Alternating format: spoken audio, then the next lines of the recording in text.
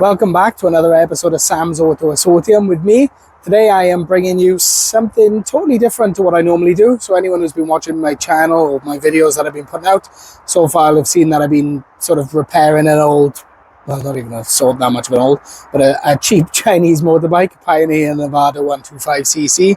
That's gone off to the welders to have some work done. So I picked up something else to just have a little go of, see if we can do something with it, make a little bit of money on it while the other bike is out of action.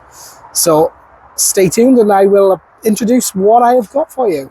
So what I've actually got to play with today is a 1975 Honda CB250 G5. It has had 5 owners from new, and it has had the same owner for the last 41 years. The logbook for this thing is actually older than I am, which is just mental. It is so old. It is 1 page and it is hand signed by whoever the official was for signing documents. Yeah, unfortunately, the owner that has had it has obviously not looked after this thing. They've left it outside.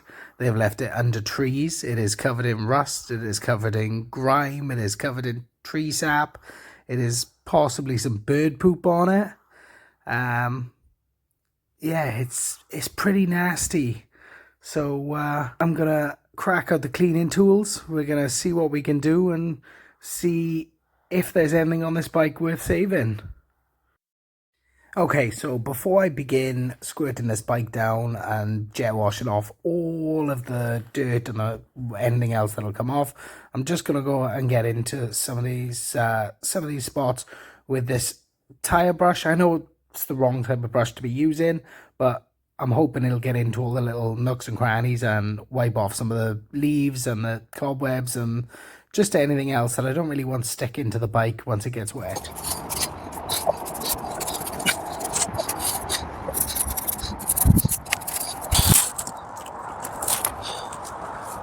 This thing is literally growing plants. So I got the pressure washer set up. It's probably going to get pretty noisy. So instead of doing any sort of pre-soak or anything, we're just going to go straight for it and see how much dirt we can get off.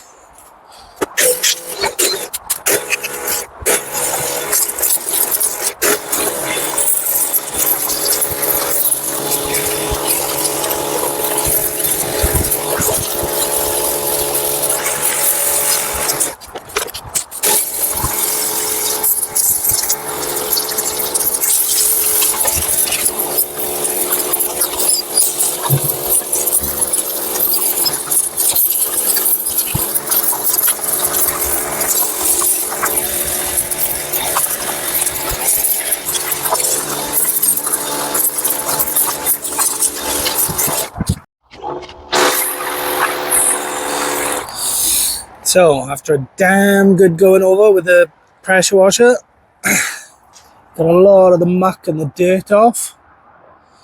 Time to actually get into the finer bits of the cleaning and maybe tackle some of that rust.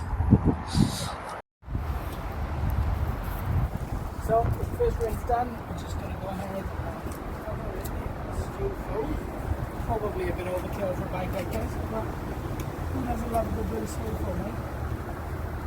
3, 2, 1.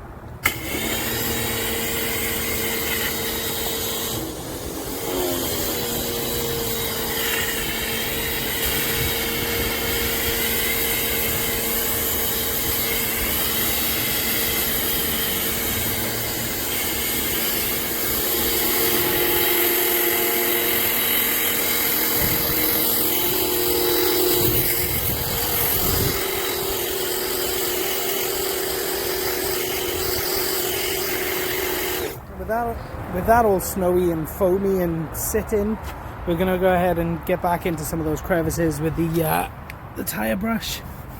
Just see if we can loosen a bit of dirt and grub and grime.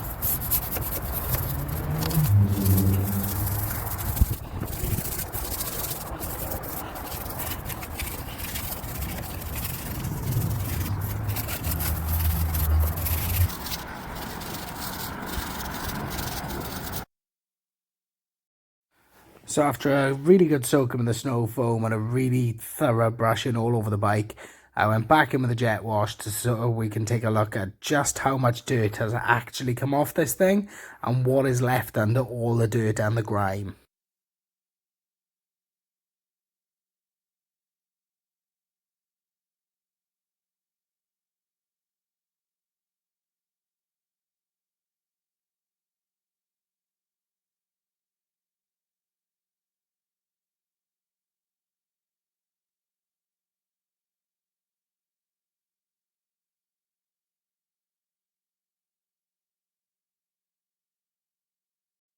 So after another good soak down with a pressure washer, it's finally time to crack out the hot soapy water and the detailing brushes and get into these trim bits. Let's go!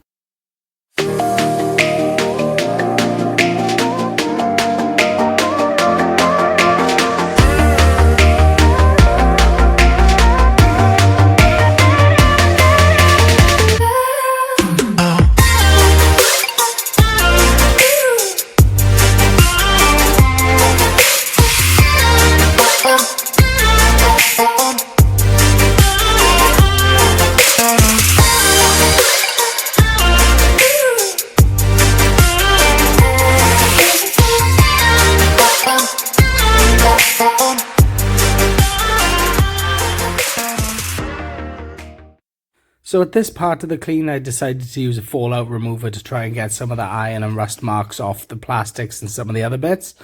I went a bit over the top with it and decided to start spraying the whole bike with the fallout remover, and then I quickly realised that you're not supposed to use it on metal or any chromey bits, so do not do that if you're okay, so I am at the end of my cleaning, or as much as I'm willing to do, at least today.